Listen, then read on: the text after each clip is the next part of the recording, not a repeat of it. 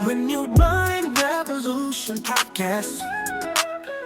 A place that empowers, encourages, and informs. We're breaking through, we're rising strong. A brand new mindset where we belong. Empowered voices, hearts aligned. Encouraging truth, renewed in mind. It's the revolution. Let your spirit soar. Welcome to Renewed Mind Revolution Podcast with your host, Michelle Kakal. As always, it is always, and I mean always, my honor and my pleasure to be able to come on, share some tips and some tools with you that I know will assist you in becoming a better version of yourselves. Now, this is a place where we recoup. This is a place where we reset. This is a place where we breathe and we inhale and we exhale, right? This is that place. This is that safe place. This is not the place for chaos, for nonsense, for anything, but just breathing in a place of refuge, right? We all need that place, a place of safety, a place where you can go and listen and you don't have to, just bombard your head with a lot of things that bring stress. But this is a place where we find ways to eliminate as much stress as possible, right? This is the place where we learn how to cope with everyday burdens, everyday chaos, everyday stressors, right? And they come in all forms, all forms, people, environment, situations. But this is the place and where we come in which we learn how to share our tips, our tools from experiences, from research on how to cope with everyday stresses, right? So, first thing I want to share with you today, because I'm thinking about you. I'm concerned about you, right? And I said, what can I do for my listeners that would help them, especially now with everything that is going on? What can I do to help them? Always thinking about you. And I came up with Renewed Mind Journal.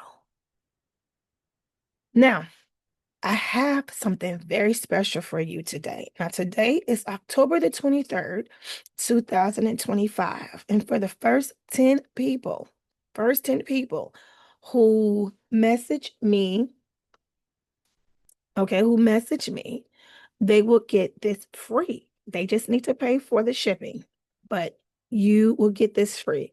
All you have to do is message me, okay? That's all. That's because I care. I care and I get it. This is a renewed mind journal.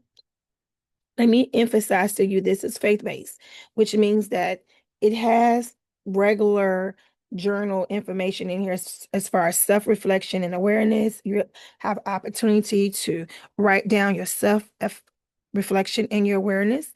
And it also has, which I think is super cool because I used to do this all the time, a 5-minute journaling. Just put your thoughts together, writing it down. Write down your thoughts. Write down your day. Write down what's going on every day. This is a 30-day journal, right? But the best part in which it makes it faith-based is I put little snippets of different books that I have done over time, and I have put different snippets in here. This is the God Loves You. It's a daily devotion, but it comes from a book, one of my own books. So you have 30 days of a collection of snippets, excerpts from my book in this prayer, well, it's not prayer journal, but in this journal, right? And like I stated, you have an opportunity to reflect, you have an opportunity to journal, and you do this for 30 days, okay? And every day you get a little snippet, a little excerpt of one of my books in my collection. Okay.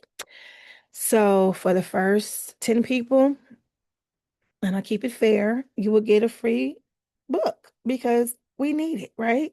We need it. We need something that is going to be helpful, something that is going to give us some tools during this particular time. But not only that, We need something that is cost efficient during this particular time. So that's why I'm going to give it to you for free. All you got to do is pay for shipping and handling. Okay. Is that fair?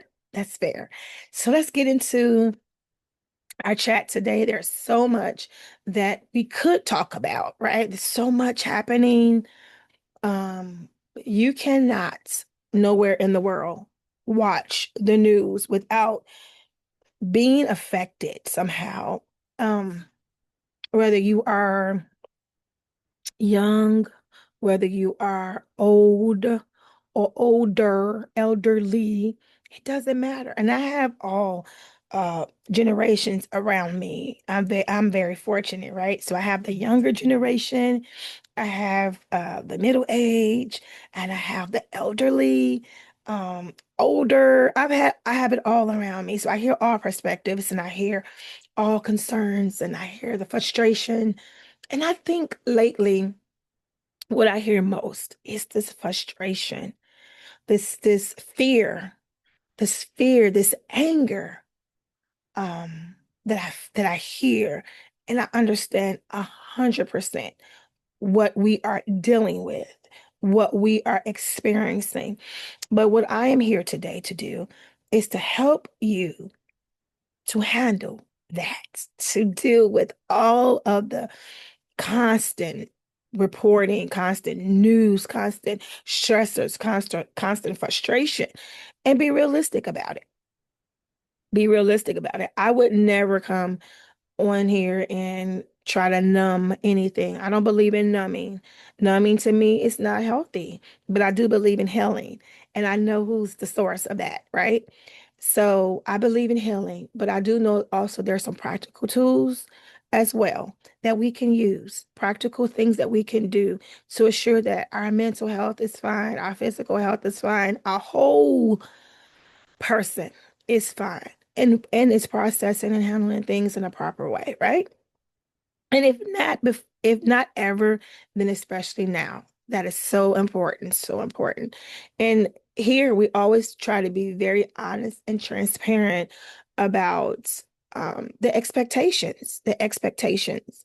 Um, so just like you, I have listened and been bombarded with constant news. I watch news a lot, different outlets, because I want to be informed, right? I want to be educated. I want to know what's happening, where I'm living, where I'm residing. It's my responsibility, right? Um, and so a lot of people around me are just like tired of it. They're done with it, right? They don't want to hear it anymore. They don't want to experience it anymore. They're frustrated about it. And I'm always thinking of, a way, to handle those around me, to deal with this, right? To be realistic about it. I'm always praying about a way to help. What words can I say? What can I do to help, to assist? Because it's real frustration. We're talking about people's livelihoods, the fear of feeding your families, the fear of having a roof over your head, the fear of things just not going the way, that you are expected to go, especially during this particular time in your life. And that's a real thing. It's a real thing. As a mother,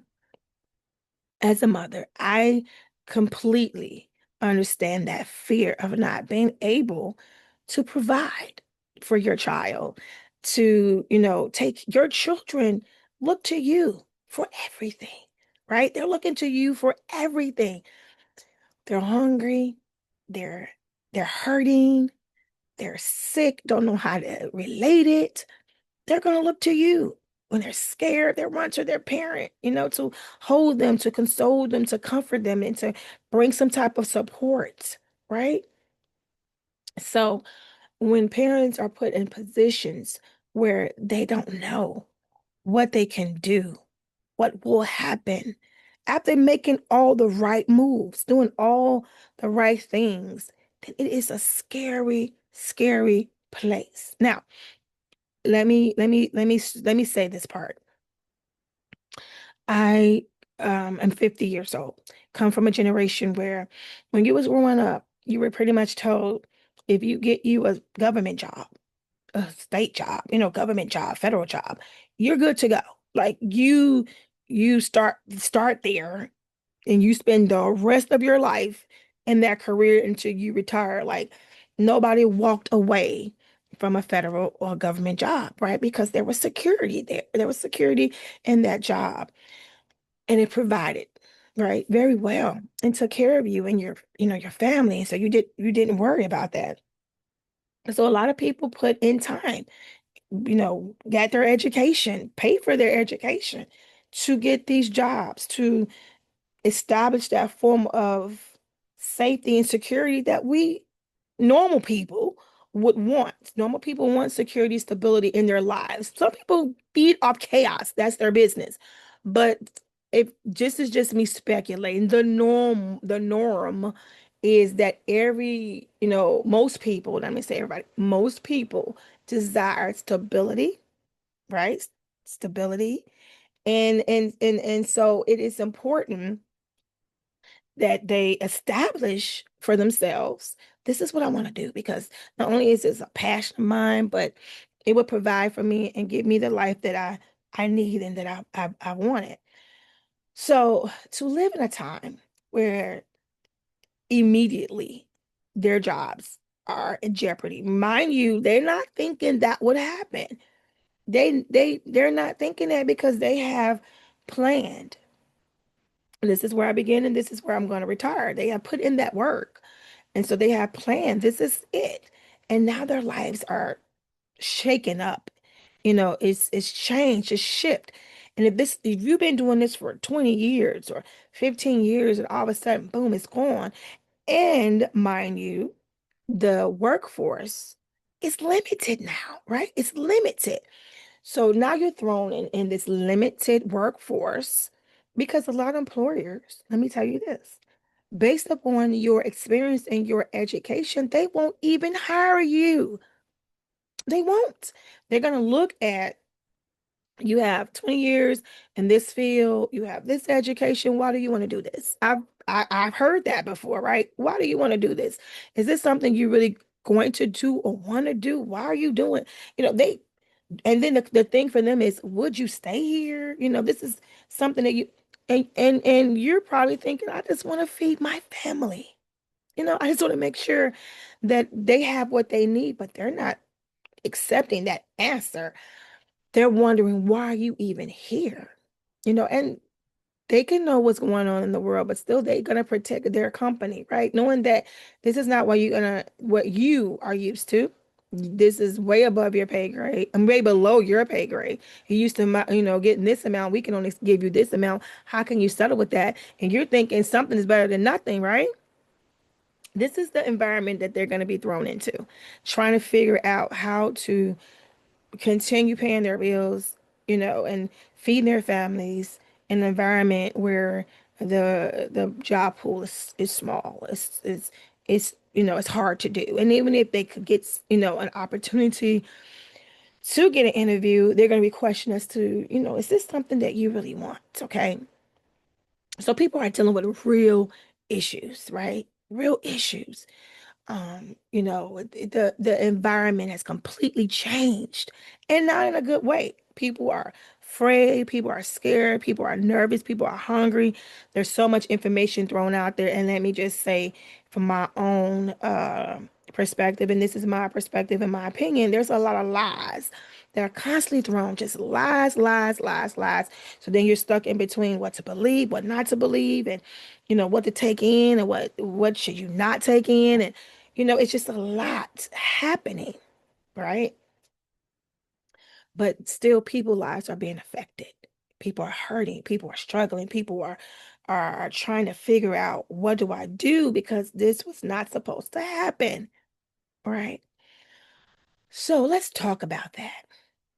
Life. We've spoke so many times on this podcast that the only thing that's consistent is change. The only thing that's consistent in this life is change.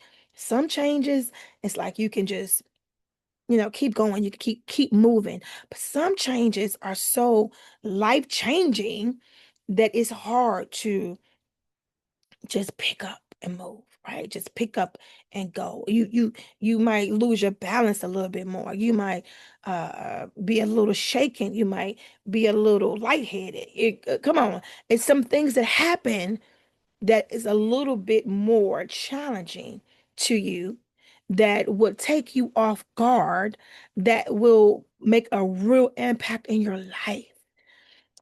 And so we're looking at real life impact moments, real life impact moments. And let me be very honest and transparent with you. I have watched the news so many times that I've really cried and bawled out, crying real tears. It hurts. It hurts. I don't see how anybody can look at what's going on right now. I mean, across our world, not only where I live here, but in the world, and be excited and be happy and be joyful. Like, what are you looking at? What are you looking at? I don't even want to get into the conversation of hearing people who call themselves believers of Christ. I don't even want to get into the conversation because my whole demeanor began to change to hear people speak as if these are good things that are going on that they're saying, because what I see, what I see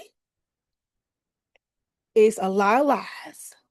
What I see is something that's completely going against what the core values are for our belief system as believers of Christ, believers of the Most High God, right? And the core of that, and I'm going to keep saying this, and I'm going to keep saying this, I'm going to keep saying this, because I see it missing in our church lately, for sure. And I say the word church vaguely because they're saying they're part of the church, but their behavior, their attitude, their mentality is the completely opposite of that, because the core of the church is love. It's love. Everything that God did, everything that God does, is love. It's in his son. Love. Telling you to avoid this, avoid that, believe it or not, it's love. Like, that's how he operates. It's in love. So if what you are rooting for, if your words that come out your mouth is not lined up with love, then you are wrong. Wrong, wrong, wrong, wrong, wrong, wrong. And I can't emphasize that enough. I practice great restraint when I talk on this podcast, because I'm trying my best to say things in a way, in a way that can be received, right? But a lot of times, when people hide behind, that's when you get me to show a little bit more emotion, is when people hide behind the church, when people use the church to say things, to give a reason to do wicked things, to do evil things, because this is historically done. This has been done historically, hiding behind the church and doing wicked things, saying wicked things. And it's ultimately, there's two reasons. It could be more, but I'm gonna tell you two reasons: power and money. Power and money. That's a lot of times why you see people who are supporting and saying things, hiding behind the church, that is not biblically based, that's not Christian values, but they're pretending like it is. It's because they're getting power and money, right? And it hurts. It hurts. And that's when you're gonna see me like just go in, like, so frustrated about that, because it's wrong. It's wrong, and it's hurtful to the body of Christ. There are people who are hurting. I always say that there are people who are hurting, people who have real needs, and they don't have time for that. They don't have time for you to pat your pockets, hiding behind pulpits. Um, I have literally been hearing people teach racist remarks, teaching racism and hiding behind a pulpit. What? What? Ignorance. What? Um, saying the most disrespectful things about women. What?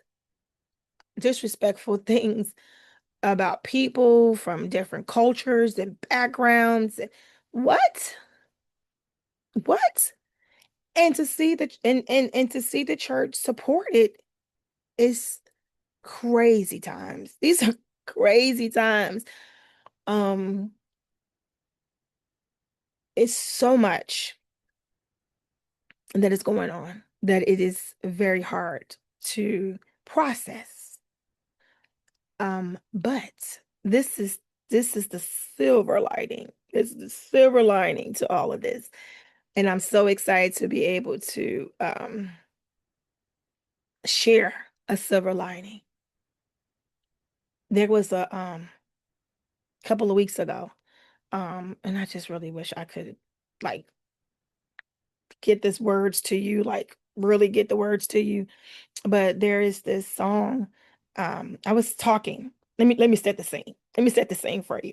So I was having a conversation with my mother, and we were talking, when we go over there to talk to my mother, we are always talking about um politics and everything else. And she was talking, I was talking, and we were just, she was expressing her frustration about everything that's going on. I do the same thing. And so in the middle of our conversation, right? Because I'm always like just praying about what's going on and thinking about it, right? In the middle of our conversation, I told her, I said, wait, wait, wait, wait. This is what I hear. This is what I hear. And it was like, and this is a song. I want to give him kudos, Bashan Mitchell from Chicago.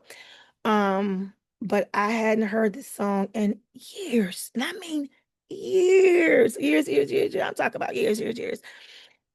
Don't sing it. I've never sang the song in a church setting, a choir setting, or anything like that. But I used to hear it on the radio.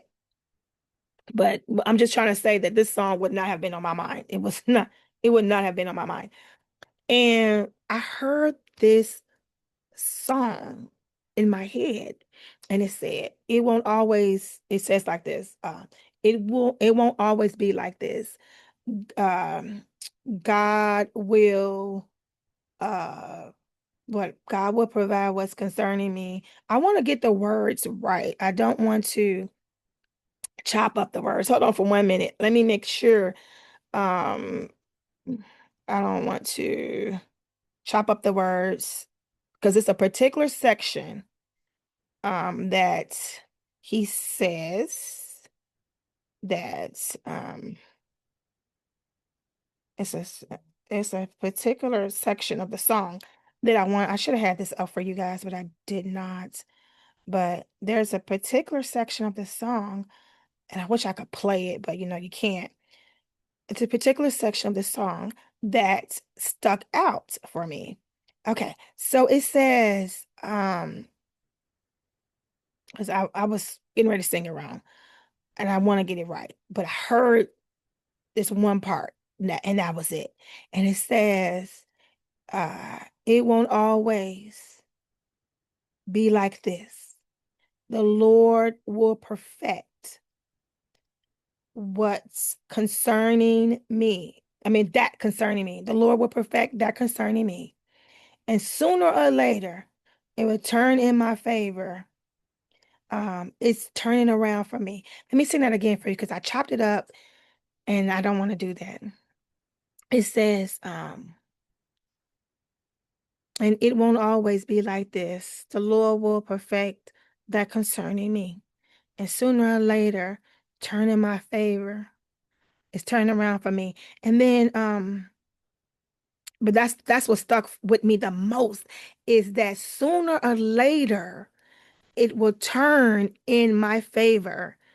It's turning around for me. And then there's, around for me, it's turning around for me. But this part, sooner or later, it's going to turn in my favor, turning around for me. That part is stuck. It's stuck. It just, and for 2 weeks, I kept hearing that sooner or later, sooner or later, sooner or later, it'll turn in my favor. It's going to turn in my favor. And listen, I'm a woman of faith. I'm a woman of faith. I am a woman of faith, a woman of faith. And hear me again when I tell you that sooner or later, it'll turn in my favor, turn around for me, turning around for me. This is the silver lining that I'm trying to tell you, that God is going to do what he wants to do, that God is still on the throne. God is the king. God is the ruler. God, God is. And he's going to turn it around. He's going to turn things around. So for those who are suffering, those who are going through, those who don't know where their next meal is coming from, those who are in those long lines for a food pantry, where the food pantry said that our sources are becoming limited, those who don't know what's going to happen to them, those who are struggling, hear me very clearly. God said it's going to turn around for you. See, what man is failing to realize, what man keeps forgetting, is that there is a God and there are people who are calling on the name of the Lord. Despite what is going on, despite the ones that you can't tell who's the true believers and who are not, and who is right and who is wrong. I get it. You might not understand and you might not know because you might not be in the church. But hear me, there are some believers who believe in the power of God, who knows that God is real, who knows that God loves people. God loves his creation, and he is not, do you hear me? He is not going to turn his back on the cries of his people. There are people, whether you know it or not, who are crying out to God around the world. How do you know that? Because I prayed about this thing and I can hear him say, listen, Michelle, I got people praying around the world. So you could be limited if you want to. You could think that I don't see it on my block. I don't see it on my street.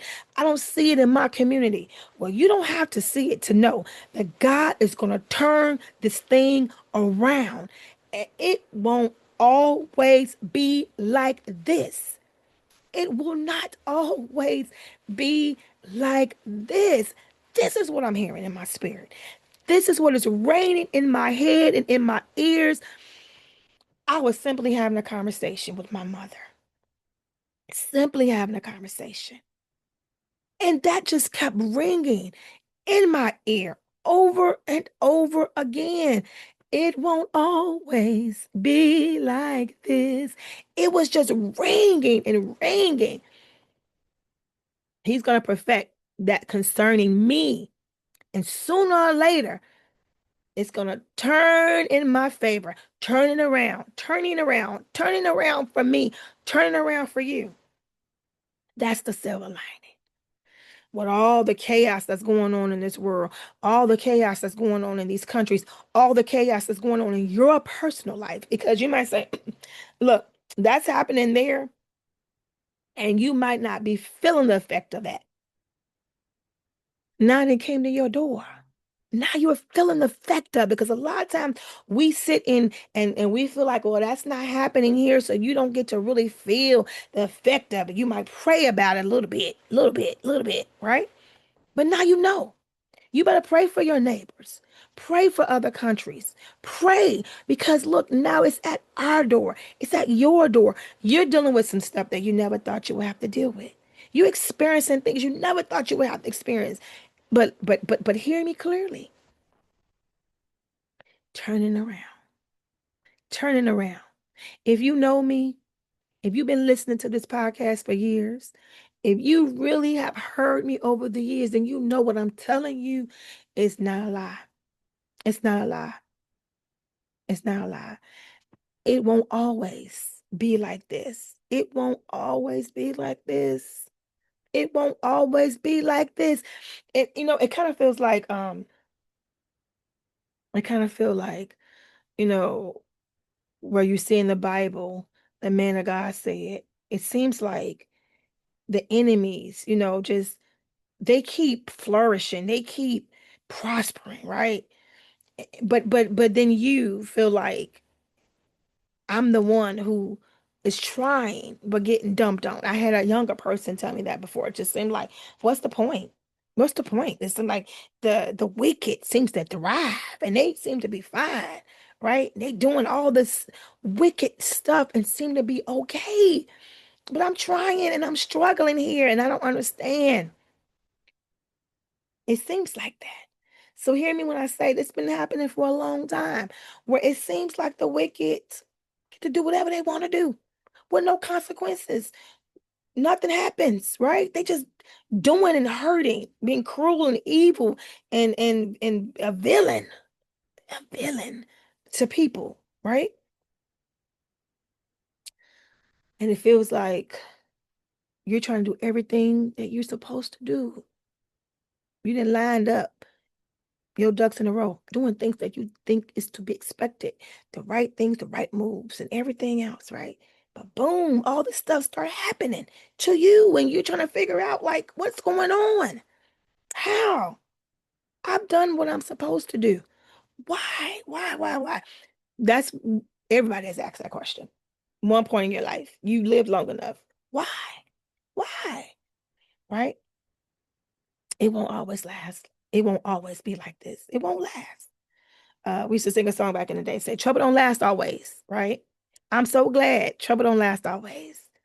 The Bible tells us, weeping may endure for a night, but joy's gonna come in the morning.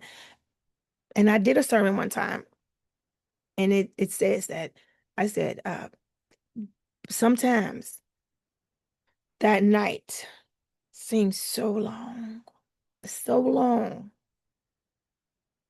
but joy is coming in the morning.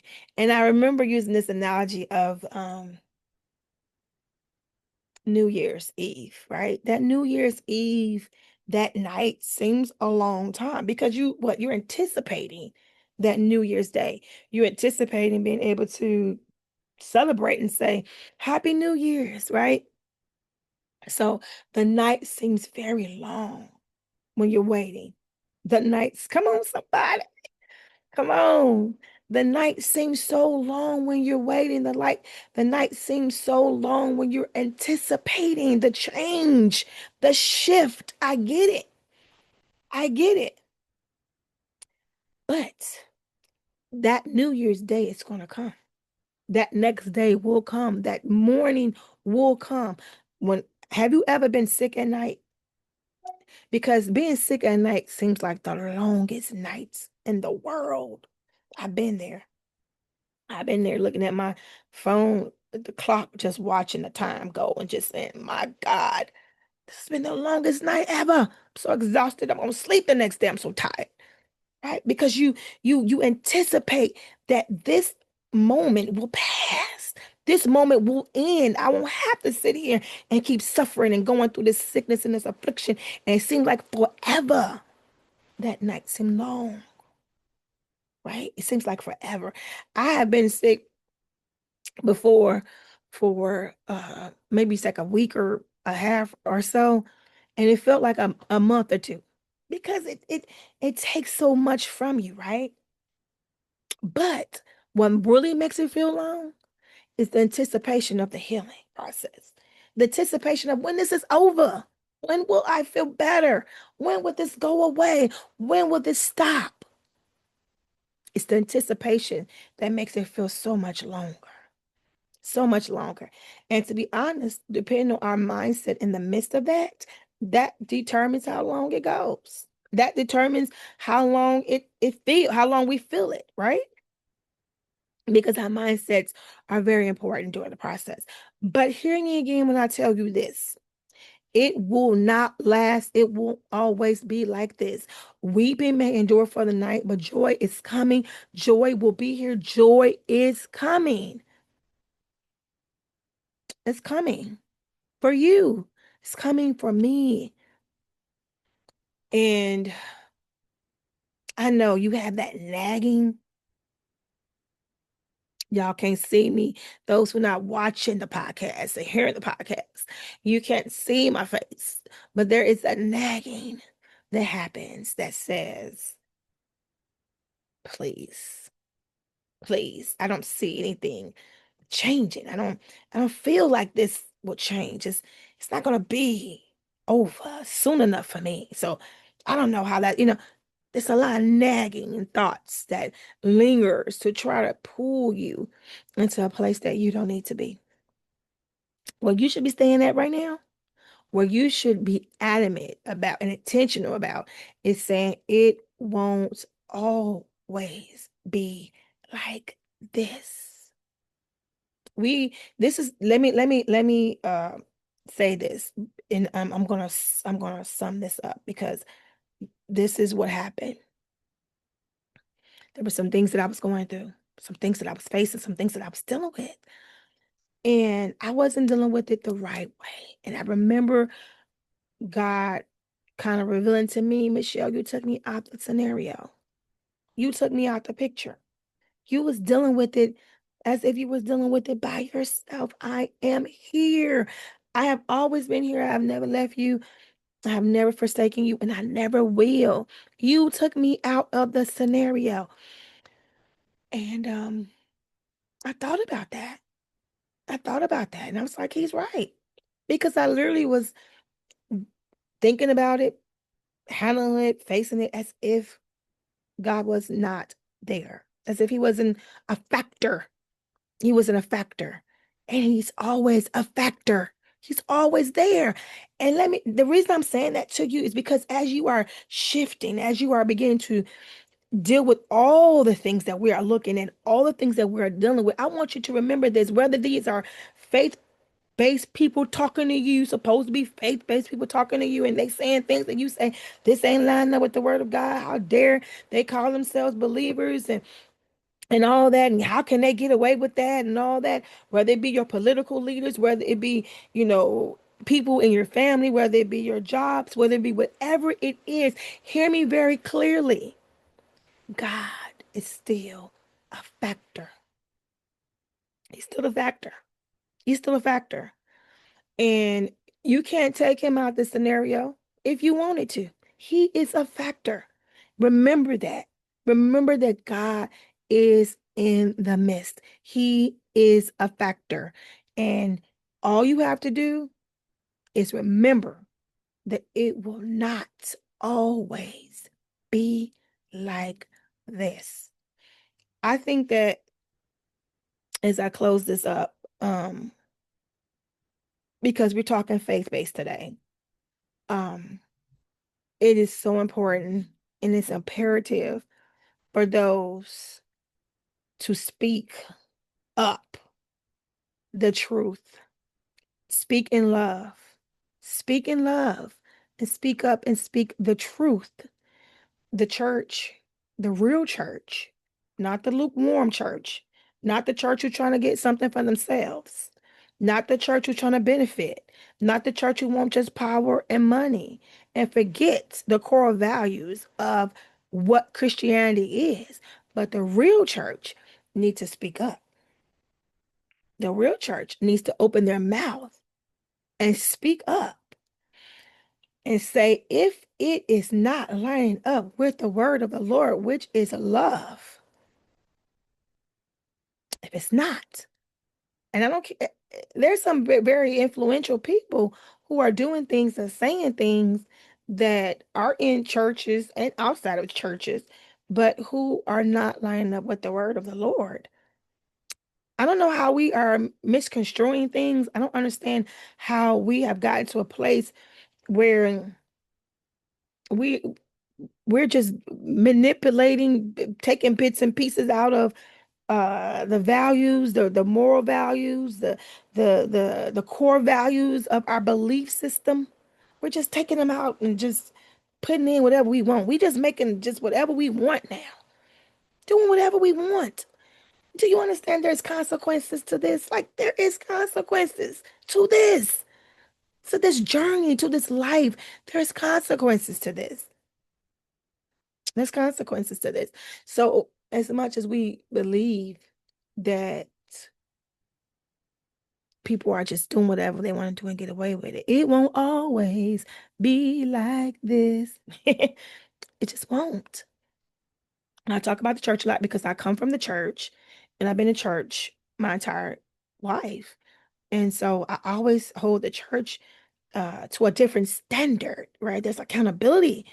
And so in the church, it's influencing other people. And so that's why I speak on the church a lot. And I will always speak on the church. I will always speak that the church has an accountability. The church leaders have an accountability. And it hurts. It hurts me to see what I see. You know, my father is was a pastor, and I couldn't imagine him saying some of this stuff and behaving the way that I've seen some of the leadership, do these days. It's absolutely ridiculous. Ridiculous. My father believed in helping people. He believed in servicing people. That's where I got it from, servicing and helping people. I don't get it. Like, I don't understand. Last time I checked, if you're a believer of Christ, last time I checked, he wasn't caring about a fan base.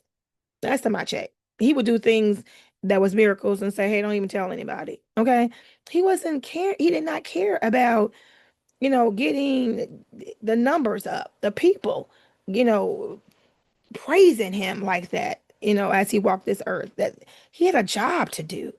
He had a job to do. He was focused. You so focused on your money. You're so focused on your fan base. You're so focused on getting your pews full only to get the money that you're forgetting. What did you get it in for? What was your purpose of getting into ministry in the first place? It's just too control and manipulation. Control, manipulation, power, and money is what I see. And unfortunately, you get people who are hurting, who are vulnerable, who come from broken backgrounds and have horrible experiences, and they are easily manipulated, and that these leaders manipulate them. And it makes me sick. It makes me sick. Absolutely sick. Absolutely sick. Um, I'm gonna end this podcast on this note. And I'm gonna say this. I wasn't going to say this. I'm not gonna use names, okay? But I'm gonna tell you. Well, you probably, if you don't know, um, you can look it up. But there is a viral video that some people have said has been taken out of context. We're gonna talk about this is something within a church. Some people say, oh, it was taken out of context because there's something happened before that was said and all this. But let me give you the gist of it so we can conclude this. And this is why I get so frustrated about the church.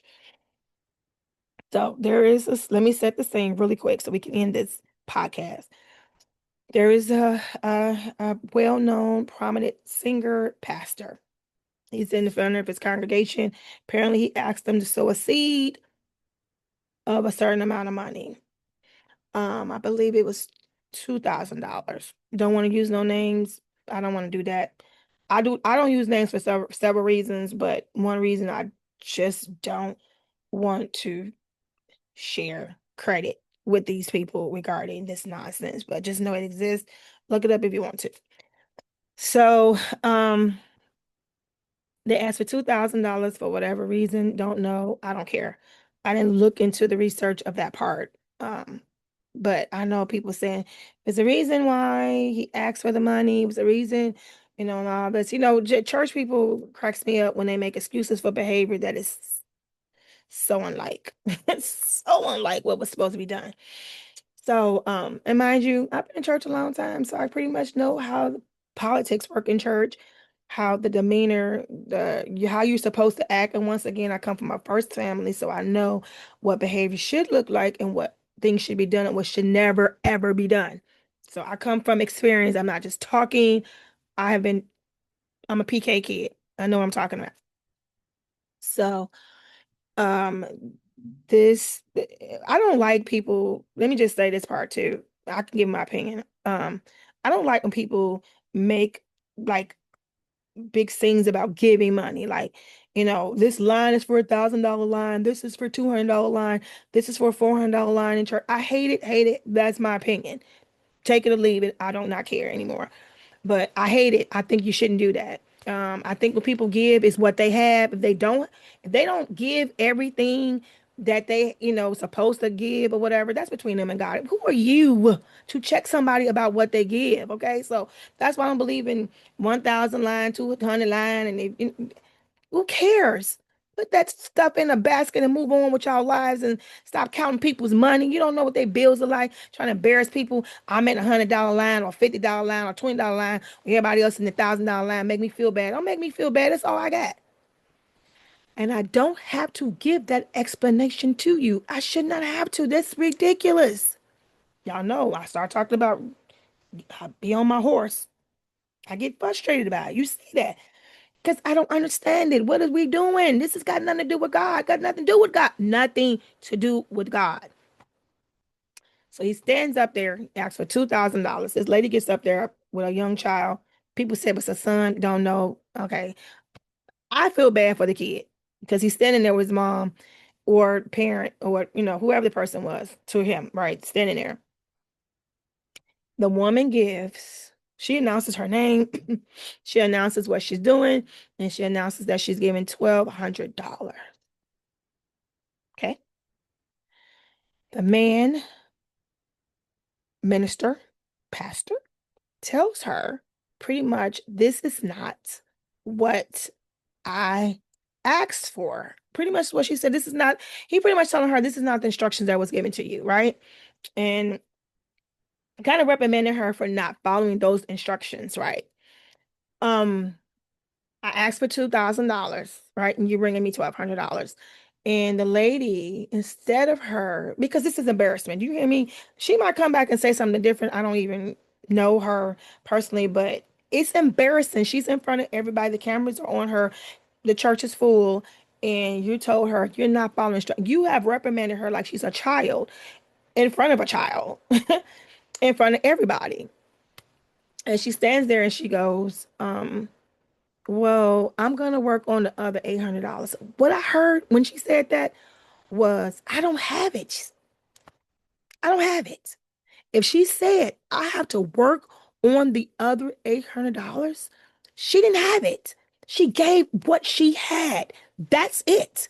That's the scripture. That's the seed. That's the good seed. That's the right seed. It's what she gave. Because she said afterwards, I'm going to work on that $800. And even when she said that, he had something else to say about her not following the instructions and making it clear to everybody else. Y'all need to pretty much follow these instructions. Like this is what he wanted. You all, that video disturbed me enough for me to share it with you. It disturbed me. Disturbed me. And people say, oh, they always want to bring down the church and y'all stop doing that. Stop. These are grown adults who are making decisions in a position of power to say things and do things that they're not supposed to do and say. And because everything is recorded now, people get to see you in action live right there on the spot. And it is what it is. Look, people can make mistakes. God is a forgiving God, right? People can make mistakes. But what y'all need to stop doing is making excuses for those type of mistakes. Stop saying, oh, it was taken out of context. Oh, no.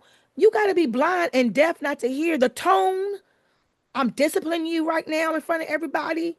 You gotta act. You all are acting like you can't think for yourselves. Like this is absolutely ridiculous. It's wrong. It's wrong. And I won't give any more, insight because I don't know what was going on with him that day. I don't know if that's his regular demeanor. I respect the family. Absolutely. They have history in the gospel industry and history in the church. And I respect the family, but it is what it is. I'm not going to say I didn't see that. And I'm going to speak on it because number one, it was recorded, put out there live for everybody to see.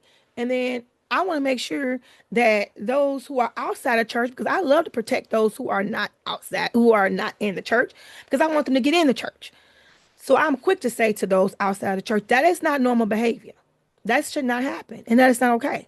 And I want you to separate the man and the woman from the faith. Separate these people. Stop making it seem as if, you know, they can't make mistakes and that ain't wrong. It's wrong. Call it what it is. If church people would be more honest and more transparent, then we can get more people who has not ever been to church and ain't planning on going to church to come to church. But y'all keep lying and covering and making excuses, and because they have platforms that we supposed to just disregard everything that they do. No, they are human beings. They made a mistake. And I would rather them come and say I made a mistake and God forgive me. Repent and move on. But y'all, when y'all start lying for them and making all these excuses for them and all that, you make it more out of it than what it could have been. What it could have been. We make mistakes, but some people just act like they are above that. I like they have a right to talk to people any type of way because you are standing in a pulpit. I have never thought that in my life. I've been in plenty of pulpits. And it came to a point where I would just sit down in the audience because it was a lot of stuff going on up in the pulpit, to be honest with you. It just really was. I have never thought, ever thought that I was better. Never thought that I was to look down on anybody. Literally, every time I literally thought what an honor it was to be there, what an honor it was to share the gospel, what an honor it was to be able to connect with some people, pour into some people, share into some. That's why I took it. I never asked for a dime. Never had my hand out to anybody or nothing. I've been to retreats. I've been to conferences. I spoke at them. I sang at them. Never did I ever think I'm above anybody. Never thought that I'm arrogant. I'm going to tell you. I'm going to share the gospel. I'm going to share my experiences. I'm going to share my journey. I'm going to share Jesus' journey. I'm going to share Apostle Paul's journey. I'm going to share the teachings of Christ. I'm going to share the love with Christ. So when you walk away from this experience, you're going to be like, wow, let me check into this God thing. It must be something to it. But you ain't going to, I don't understand that my mind can't wrap around the nonsense of the arrogance and the pride and the pious behavior of individuals who are supposed to be sharing a message, a message of hope, love, deliverance. Come on, breakthrough. Do better. Do better. Do better. The best thing we can do for ourselves, especially as believers, as church people, um, do some reflection. Do some reflection, and go back to why did you do this in the first place? If you're in leadership, why did you do it? Why? Did God really call you? And if he called you, what did he call you for? Because it's not to be judgmental, to be cruel, to be vicious, to be hurtful, to be demeaning, to be racist. No, he didn't call you for that. He did not. He did not. He called you to love, to share his message in love and compassion. And compassion. In closing, I'm gonna share one more story with you. In closing, the other day I was driving into like an outlet, driving around to get out of this outlet, and over in the corner, I saw a person that was under layers of like blankets and laying on like a garbage bag that looked like it was padded up with things. It was cold that day. It's getting cold here in Illinois. And my husband and I kind of like looked, and it was so heartbreaking to see, right? And to know that it could become more and more like that. I seen a lot when I used to work downtown, but this is like a south suburb and it's in the middle of a outlet mall, like, and it was not normal to see that. That's my point. It wasn't normal to see that, happening in that type of environment. And so it broke my heart. Once again, I'm a crybaby, right? So and I'm a crybaby because certain things just bother me, right? It bothers me. And so I began to just like weep, weep. weep for that person, praying for that person.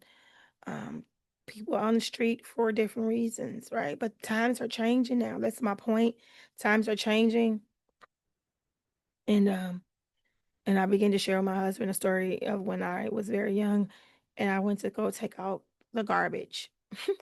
But I ran out, it was cold outside, and I ran out because I just wanted to do it and get it over with.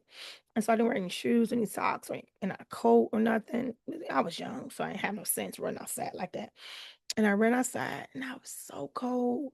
I just want to get to this garbage can and get right back in the house where I knew it was warm and that it was comfortable. And I remember saying when I did it, I said, wow, I got somewhere to go. I got a warm place to run into. And I began, even as a kid, I was thinking, like, what about those who don't have a place to go? They can't run into a place to get warm. So when I saw that individual, I began to think about that. I began to think about that. And so times are changing, things are hard. You know, it's a silver lining coming here. It's a silver lining coming here. And I want you all to remember that, to pray for those that are homeless, pray for those who are broken, pray for those who are suffering, pray for those who are sick and afflicted. It could be you, it could be me, it can happen to anybody. Things, you know, it can happen, right? And so we want to show compassion, we want to show love, and we want to show support as much as we can, especially now. If you never tried it before, try it now. Show some love, show some support, and pray. Pray for our country. Pray for our country. So God bless you guys, and thank you for listening to Renew Mind Revolution podcast. My encouragement to you today is to remember what I said. It won't always be like this. Thank you for Sean Mitchell for a wonderful song that is literally resonating in this season of our lives. God bless you guys. And thank you for listening to Renewed Mind Revolution podcast with your host, Michelle Kakal. I love you, but most importantly, God loves you more. And do not forget to check out Renewed Mind Journal. That's available on my website at www.michellechall.com or any of my social media platforms. Connect with me there. And if you're the first 10 people, you will get your copy for free if you were to just pay for postage and handling. God bless you guys, and thank you for tuning in. Have a great day. If you enjoyed this podcast, please subscribe. Please remember to check out Michelle's bestsellers Faith vs. Fear and Breaking Family Ties. Available on Amazon and Barnes & Noble. Have a great day and thank you for listening to Renewed Mind Revolution podcast.